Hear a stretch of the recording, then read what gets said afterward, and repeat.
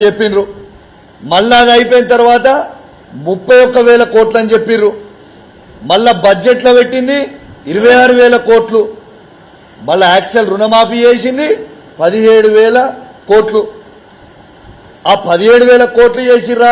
లేకుంటే చేయలేదా అనేది కూడా అనుమానం కలుగుతా ఉంది మళ్ళా బ్యాంకర్స్ తో మీటింగ్ పెట్టుకున్నప్పుడు ఆర్థిక శాఖ మంత్రి గారు బట్టి విక్రమార్క గారు ఏమంటారు 7,500 కోట్లు మాత్రమే రిలీజ్ చేసినామంటారు అరే అసలు ప్రజలని ఎందుకు ఇట్లా అబద్ధాలు ఆడుతురు ఏం చేయాలనుకుంటుర్రు రైతులకి రుణమాఫీ ఎందుకు చేస్తలేరు మీ మాటనే కదా మీరు చెప్పిందే కదా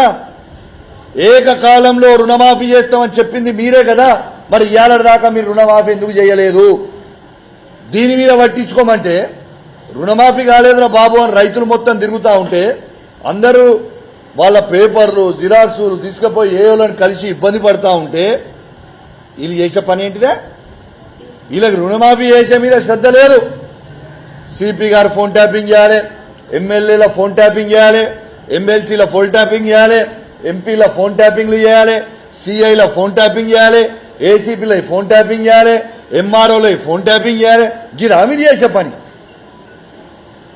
స్వయంగా మీ శాసనసభ్యుడే చెప్తుంటే ఒక మంత్రి గారి ఇంట్లో కూర్చొని ఇంట్లో నిలుసోని మీరు చెప్పుతుంటే ప్రజలకి మీరు ఏం మెసేజ్ పంపుతున్నారు మీరు ఇద్దరు పోయి ముఖ్యమంత్రి గారిని కలుస్తారని చెప్పి నిన్న శాసనసభ్యులు ఏమని చెప్తారు మేము ట్యాపింగ్ చేసినాం ఫోన్ అని చెప్తారా ఏం చెప్తారు యు ప్లీజ్ ఆన్సర్ మళ్ళా స్వయంగా నిన్న ఎమ్మెల్యే గారు ఇంకోటి కూడా అన్నాడు ఏమన్నారు మేము పోస్టింగ్లు ఇప్పిస్తే సిఐలకి సిపి గారు తీసుకుంటలేరు అన్నాడు సరే అది సంతోషం కానీ సిపి గారికి అధికారాలు ఇస్తామని చెప్పి మీ ముఖ్యమంత్రి అన్నాడు కదా రేవంత్ రెడ్డి గారే స్వయంగా మేము పోస్టింగ్లలో ఇన్వాల్వ్ కాము అధికారులకే ఇచ్చిపెడుతున్న పోస్టింగ్లు అన్నది మీ ముఖ్యమంత్రే కదా ఎంతమంది డబుల్ స్టాండర్డ్ మాటలు మాట్లాడతారు మరి ఎమ్మెల్యేగా మీరిచ్చినప్పుడు పోస్టింగ్లు ఇవ్వాలంటే మరి నేను కూడా హుజరాబాద్ నియోజకవర్గ ఎమ్మెల్యేనే కదా మరి మేము లెటర్లు ఇస్తే మీరు ఎందుకు యాక్సెప్ట్ చేస్తలేరు ఎందుకు పోస్టింగ్లు ఇస్తలేరు అని నేను అడుగుతున్నా నువ్వు ఎమ్మెల్యేనే నేను ఎమ్మెల్యేనే అంటే నీకైతేనో వ్యభిచారం మాకు చేస్తారో సంసారమా ఇదేం ముచ్చటనే ప్రతిదీ ఇదే విధంగా చేస్తా ఉన్నారు ఖచ్చితంగా వీళ్ళు ఇచ్చిన 10 కోట్ల రూపాయల ఎస్డిఎఫ్ కి కూడా అధికార పార్టీ ఎమ్మెల్యేలు అయితేనో ఎమ్మెల్యే ఇచ్చిండ్రు అధికార పార్టీ ఎమ్మెల్యేలు అయినప్పుడు ఎమ్మెల్యేలు ఇచ్చారు ఎక్కడైతే వాళ్ళకి ఎమ్మెల్యేలు లేరో వాళ్ళ నియోజకవర్గం సంబంధించిన వాళ్ళు ఎవరైతే ఓడిపోయి ఉన్నారో ప్రజలు తిరస్కరించిన వాళ్ళతోనో వాళ్ళతోనో పెట్టిస్తా ఉన్నారు ఈ రాష్ట్రంలో మొత్తము నేను అడుగుతున్నా ఇవి మీ కాంగ్రెస్ పార్టీ ఫండ్స్ కావు మీ అయ్యా జాగిరి కాదు ఇవి కాంగ్రెస్ పార్టీ ఫండ్స్ కావు ఇవి ప్రజల ట్యాక్స్ కట్టిన సొమ్ము మీ పక్కన నియోజకవర్గంలో ఎమ్మెల్యే అయినా ఇలా ప్రతిపక్ష ఎమ్మెల్యే ఉన్న 2.5 లక్షల